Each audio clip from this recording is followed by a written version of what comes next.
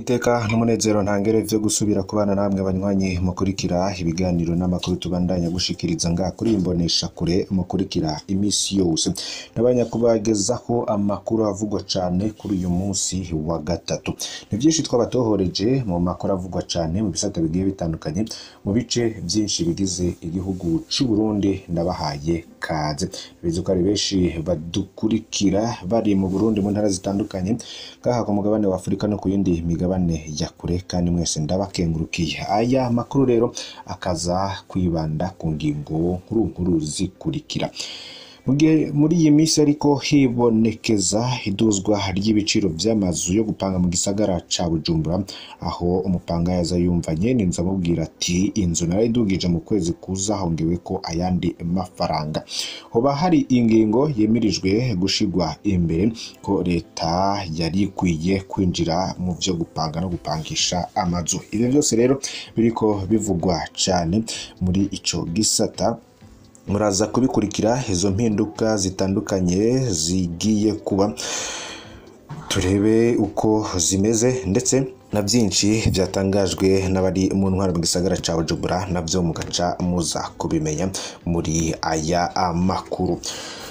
Mu nkuru ya kabiri tuza kubashikiriza turaza kubabwira inkuru y'akamaramaza mu ntara ya Ngozi. Ku muhinga mukuru wa gatatu gw'itariki ya 30 Munyonyo hari umuhinde azwi ku izina rya Tosifu yari yihaye nkumbi Imana irakinga.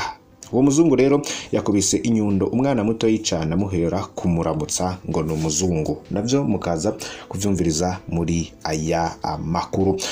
Hari n'ibindi byinshi twabateguriye mu ngingo zigiye zitandukanye mu kanya gatoyi nimwe ukwayo kandi ku buryo burambuye. Cyo ngusaba nuko ufyonda kuri subscribe canke sabone niba utari wafyondako. Ndaguhaye kaze aho uherereye hose. Tangurire kuri aya makuru avugwa cyane mu gisagara ca Bujumbura nkuko mpejeje kubikubwira. Mu mfunyapfunya leta ngo yarikwiriye kwinjira mu byo gupanga no gupangisha amazu mu gisagara c'ubudandaji Bujumbura. Mugihe rero muri iyo minsi ariko hibonekeza iduzwa rikomeye ry'ibiciro vy'amazu yo gupanga mu gisagara ca Bujumbura, aho umupangayi aza yumva nyene zamubwira ati inzu yarayidugije mu kwezi kuza hongeweko ayandi mahera.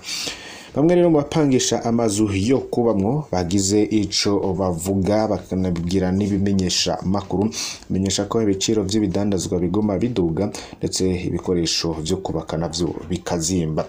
Bangayi bo mu Gasenyi komine Ntahangwa ni nk'akarorero batashimye rero kwidondora ko bafatwa n'amafoto yabo, bavuze ko barushe cyane. Baguma babadugiriza ko ibiciro vyo gupanga inzu buri munsi buri kwezi rero batisunze amategeko, ngo hari n'abaziduza gushika ku bice 30%, bagasaba leta ko yogira icikoze ikabagarukira mu gushinga ibiciro bivanye nuko inzu ingana na quartier irimwo. Mufundi w'amazu wewe yagize ico avuga, yagize ati mu minsi iza harashobora kuzoba amatati y'abapanze n'abapangishije. Impanze zishobora kuba inyinshi mu masentari ziturutse ku gupanga no gupangisha. Vuga ngo ko mu gisagara haba ubishoboye, biragoye rero ko wohaba ubishaka. Ikindi nuko ngo bigoye kubishobora navyo bantu batandukanye bakaba bahava babura urugezo bafatirako. Tinjendo umufundi mfise akazi nisomwe mu ku munsi ahubakisha baradukenera natwe tukabakenera, ku mutunzi n'umukene barakeneraniye, nico gituma mu gisagara bose bakenewe cyane. Tubabwire ko iruhande y'imyidogo yabo bapangayi hari n'imyidogo yapangisha amazu baheranirwa amahera burundu bikagera naho bitera amatati, bikaba rero byabatera kuja mu nzego z'ubutungane kugira ngo batunganirize. Ese ingingo wowe urayivuga hiki? Gira ico ushikiriza muri comments niba ubona ko leta yari kwiye kwinjira mu byo gupanga no gupangisha amazu mu gisagara ca Bujumbura. Tubandanirize mu ntara ya Ngozi nkuko mpejeje kubivuga, hari umuzungu yoba yakubise inyundo umwana amuhora kumuramutsa ngo ni umuzungu. Byabereye mu ntara ya Ngozi ku muhinga mukuru uyu wa gatatu w'itariki ya 30 Munyonyo, aho umuhinde azwi ku izina rya Tosif yari yihaye inkumbi Imana irakinga. Umuzungu rero akaba yarengeye ku mwana w'umwigeme azwi ku izina rya Uwimbabazi Jennifer w'imyaka 12 yiga ku ishuri rya Ngozi. Wa kane mu mwaka wa gatanu arakubita amuhora indamukanyo. Umwana yariko arengana ava ku ishure niho yaramutsa uyo muhinde ngo yamba umuzungu, nawe amurengera ko aramukubita inyundo mu mutwe amuziza ko amuramukijije ngo yamba umuzungu. Nibikomere atewe n'uyo muzungu ahejeje kumukubita, mwana yaciye janwa ku ivuriro ryitwa Lamengo, bagiriza ubucwari akaba abarizwa mu gashoka police PJ Ingozi. Makuru rero ava mu bene gihugu bamwegereye avuga ko atari ubwa mbere akubagura abana bavuye ku ishure. Byo bikaba bibaye mu gihe haraye hatangujwe mu ntara ya Karusi isekeza ry'iminsi 16 yahariwe kurwanya amabi akorerwa abakenyezi n'abigeme.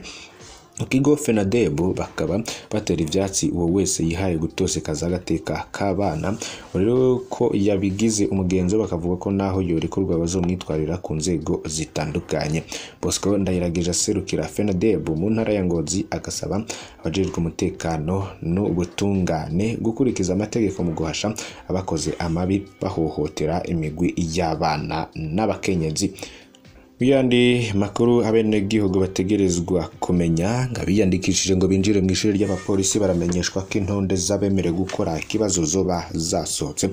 Nkuko rero bimenyeshwa n'ubushikiranganje bw'intwaro yo hagati mu gihugu iterambere rusange no mu mutekano, bindikishije ngo binjire mu ishuri ry'abapolisi ko intonde zabemere gukora ikibazo zimanitse kuberwa imikuru y'intara n'amakomine biyandikishijemwo kuva kuri uyu wa 30 Munyonyo mwaka wa 2022. Ubushikiranganje bumenyesha kandi ko ibibazo bizokorwa guhera ku igenekerezo rya 5 gushika kuri ryo 8 Kigarama mwaka wa 2022 komerwa imikoro y'intara biyandikishijemwo isaha 2 zo mu gitondo. Abakwije ibisabwa bakaba bazogenda bitwaje ikarangamuntu, ikaramu y'ubururu, impuzu zo kwinonora imitsi n'agapapuro kemeza ko boba bari yandikishije. Nitangazo rero ryo baryacizwe ahabonwa n'ubushikiranganje bw'intwaro yo hagati iterambere rusange n'umutekano. Muyandi makuru, ikibazo cibiza n'isibe biri mu vyaganiriwe ko n'abakenyezi muri ya nama y'Ubuyapani. Umunsi ugira kabiri w'inama batandukanye b'abakuru b'ibihugu harimwo mu gihugu c'Ubuyapani. Ibibazo biterwa n'impanuka zibiza n'isibe vyarizwe nabo bakenyezi b'imboneza. Angeline Ndayishimiye mutambukanye mukuru w'igihugu c'u Burundi Evariste Ndayishimiye menyesheje ko impanuka ibiza n'isibe biva ku kudakingira ibidukikije kandi ngo igihugu c'u Burundi ivyo biza birakunze kuba. Angeline Ndayishimiye asigura ko ingaruka z'ivyo biza bikora no kubijanye no gufungura hamwe n'imibereho y'abene gihugu muri rusange. Mu gutorera umuti ico kibazo, abo bakenyezi b'indongozi bateye no mukono ku masezerano yo gufata ingingo yo gukora batiziganya bafatiye uburere ku bihugu vyamaze gutera imbere. Ivyo ngo bizotuma hashobora kugwanya imva zose zituma haba izo mpanuka. Mumenya ko amande y'iyo nama mutambuka y'umukuru w'igihugu c'u Burundi yahaye ikiganiro radio televiziyo NHK y'igihugu c'Ubuyapani, aho yamenyesheje ibikorwa birangorwa mu Burundi na PDD Burundi hamwe na Bonne Action mugira neza asanzwe arongoye. Kindi yagarutse ko muri ico kiganiro n'imigenderanire hagati y'igihugu c'u Burundi n'Ubuyapani na cane mu gufashanya biciye mwishira hamwe jika ry'Abayapani. Ikindi mwomenya nuko mutambuka y'umukuru w'igihugu muri urwo rugendo ari mu gihugu c'Ubuyapani akaba yagize ati ndifuza ko umwana wese yaronka ivyo afungura bikwiye kandi bikwije ivya nkenerwa. Mutambuka w'igihugu w'umukuru w'igihugu Murantunge muri urwo rugendo rero yitavye ibikorwa vy'inama ya mbere huza abakenyezi b'imboneza ko ku migabane ya Asia Pacifique na Afrika kiriko kirihwezwa rero n'ikibazo kijanye n'uburyo bwo kurangiza ibibazo bifatiye ku bukene bw'ibifungurwa ndetse ku bene gihugu butwo turere kambere no gukinga ibiza bituma haba ihungabana ry'umwimbo kugira ngo kazoza k'ibibondo gashobore gutegurwa neza. Angeline Ndayishimiye yagize ati ndifuza ko umwana wese w'umurundi yoshobora kuronka ivyo afungura bikwiye kandi bikwije ivya nkenerwa mubiri n'imiburiburi gatatu ku munsi. Mbere yo gushika kuri ico cifuzo mutambuka y'umukuru w'igihugu c'u Burundi yabwiye abandi batandukanye b'abakuru b'ibihugu n'abakenyezi b'imboneza ko imigambi ibiri iriko irarangurwa. Imigambi rero ni ubujanye no gufungurira abana kw'ishure ivyo kantine scolaire, uwundi mugambi n'uwisekeza y'imyaka 5 yo kugwanya ibijanye no gufungura nabi ku bana bari munsi y'imyaka 5 hamwe n'abandi bakenyezi bavyara abo bana batoye. Ndabakengurukiye cyane ku bw'aya makuru mwakurikiye, gusabe kugira ngo ufyonde kuri subscribe canke sabone niba utari wafyonda, kwibuke no kubisangiza bagenzabe. Turaza gusubira kubana ngaha kumbonesha kure ya Shiramatsiko, cyo gusaba nuko ufyonda kuri subscribe nkuko nabikubwiye. Murakoze kandi Imana ibahezagire.